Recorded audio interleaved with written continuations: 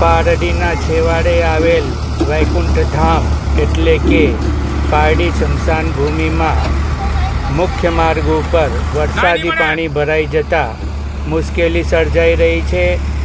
આ બાબતે પારડી સ્મશાન મંડળના મુખ્ય સંચાલક સંજયભાઈએ પારડી નગરપાલિકામાં રજૂઆત કરતા પારડી નગરપાલિકાના ચીફ ઓફિસર કોમલબેન જાતે સ્થળ પર આવ્યા હતા અને તેઓએ તાત્કાલિક ભરાઈ ગયેલા પાણીના નિકાલ માટે વ્યવસ્થા કરી હતી અને રસ્તો ખુલ્લો કરાવ્યો હતો। પારડી નગરપાલિકા દ્વારા પાણીના નિકાલ માટે તાત્કાલિક ચોક્કસ વ્યવસ્થા કરવામાં આવી રહી છે।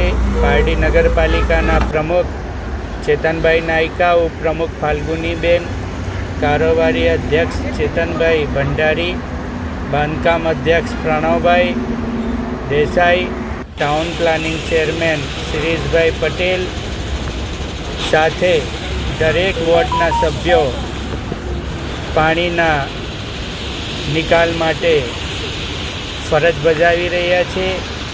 ખાસ કરીને ચીફ ઓફિસર સ્થળ પર પહોંચીને વરસાદી પાણીનો નિકાલ કરાવી રહ્યા છે। સંજયભાઈ સાથે તેઓ સ્થળ પર પહોંચ્યા હતા।